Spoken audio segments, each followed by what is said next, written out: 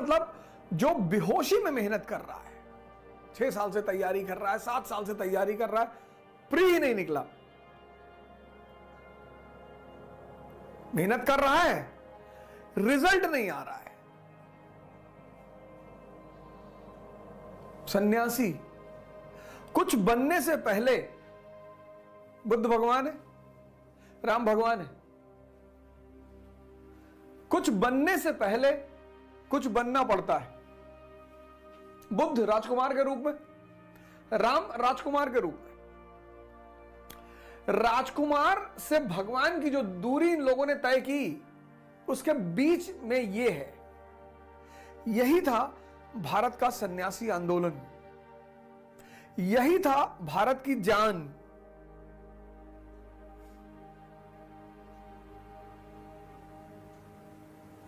अब ये बुद्ध एस्पिरेंट के रूप में है, यहां आईएएस के रूप में, लेकिन इन दोनों के बीच में यह कड़ी है, त्याग की, तपस्या की, साधना की, ध्यान की, प्राणायाम की।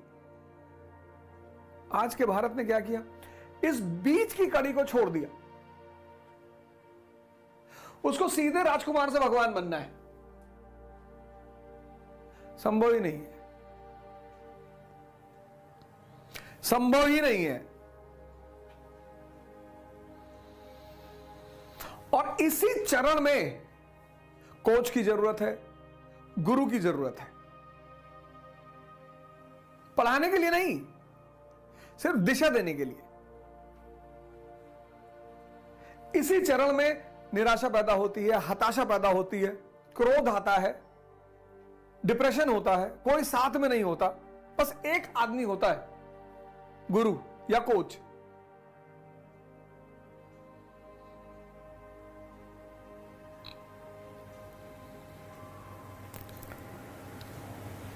इस फोटो पर विचार करिएगा।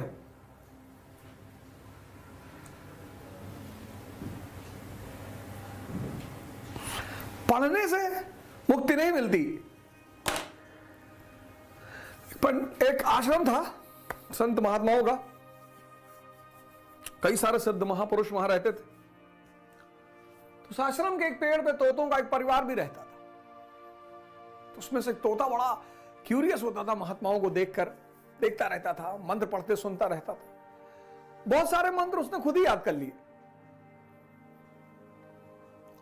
महामृत्युंजय का जाप करने लगा, गायत्री मंत्र पढ़ने लगा, गीता के कई श्लोक याद कर लिए। एक दिन आश्रम में उन महात्माओं से मिलने के सेठ जी आए और तोता बैठा ऊपर मंत्र पढ़ रहा था, क्योंकि जान लेने के बाद दिखाने की प्रवृत्ति होती है सब में। सेठ जी ने कहा, पकड़वाओ यार, तोता बड़ा शानदार है। तोता पकड़वा लिया गया। तोता पहुंच गया पिंजरे में।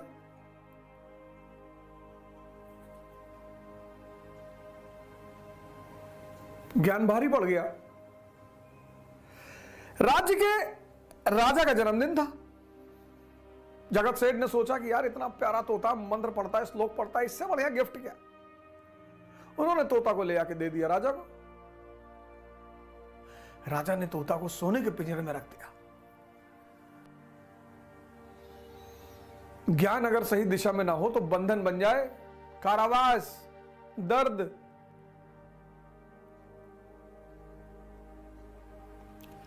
तो एक बार राजा ने भागवत कथा पढ़ाई। तो पंडित जी आए, भागवत कथा पढ़े। और भागवत कथा होने के बाद जब कथा का अंत हो तो कहे, हरि बोले मुक्ति होए, ज्ञान मिले मुक्ति होए।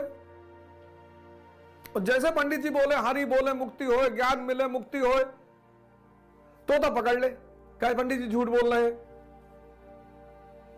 पंडित जी को बहुत बुरा लगा कि यार ये सबके सामने कह रहा पंडित जी झूठ बोल रहे हैं। फिर दूसरे दिन पंडित जी आए, फिर उसने कहा पंडित जी झूठ बोल रहे हैं। फिर तीसरे दिन जब कथा खत्म हुई और पंडित जी ने कहा हरि बोले मुक्ति होए, ज्ञान मिले मुक्ति होए, बोले पंडित जी झूठ बोल रहे हैं। पंडित जी तो बेचारे बहुत टेंशन में आ गए, यार ये बहुत बदतमीज आदमी है यार। तो पंडित जी ने जाके अपने गुरु से कहा कि राजमहल में एक तोता और राजा का प्रिय तोता, कुछ कह भी नहीं सकते, और जब मैं कथा के अंत में कहता हूं हरि बोले मुक्ति हो, ज्ञान मिले मुक्ति हो, कहता पंडित जी झूठ बोल रहे। गुरु ने कहा ठीक है, ऐसा करो, कल जब तुम कथा करने जाना तो मुझे बताना, मैं भी चलूंगा। गुरुजी भी पहुंचे। गुरुजी गए और तोतों के कान में उन्होंने कुछ कहा। फिर गुरुजी चले गए। गुरुजी ने कहा पंडित से कि अब आप बोलो, आप ये परेशान नहीं करेगा। तो फिर अगले कथा पंडित जी ने कही। फिर उन्होंने कहा हरि बोले मुक्ति होए, ज्ञान मिले मुक्ति होए। अब की बार तोते ने कुछ नहीं कहा। भागवत कथा खत्म हुई, तोता कुछ बोला ही नहीं। पंडित जी भी बड़े हैरान हो गए, गुरुजी ऐसा क्या बोल दिया इसके कान में। खैर जिस दिन भागवत कथा खत्म हुई, उसके दूसरे दिन तोता जो है सुबह पिंजरे में पड़ा हुआ था। देखा लोगों ने, हिलाया डुलाया, हिला ही नहीं। लोगों को लगा मर गया। राजा को बुलाया गया, राजा ने भी हिलाया डुलाया। तो राजा ने कहा भैया इसे ले आकर बाहर छोड़ा।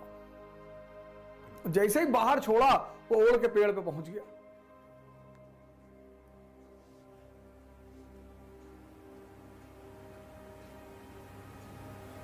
उड़ के पेड़ पे पहुंच के डाल पे बैठ के बोला कि हरि बोले मुक्ति भले ना होए, ज्ञान में बोले ज्ञान मिले मुक्ति भले ना होए, गुरु मिले मुक्ति होए। ये फेस। सुबह 5 बजे मिलेंगे। जय हिंद।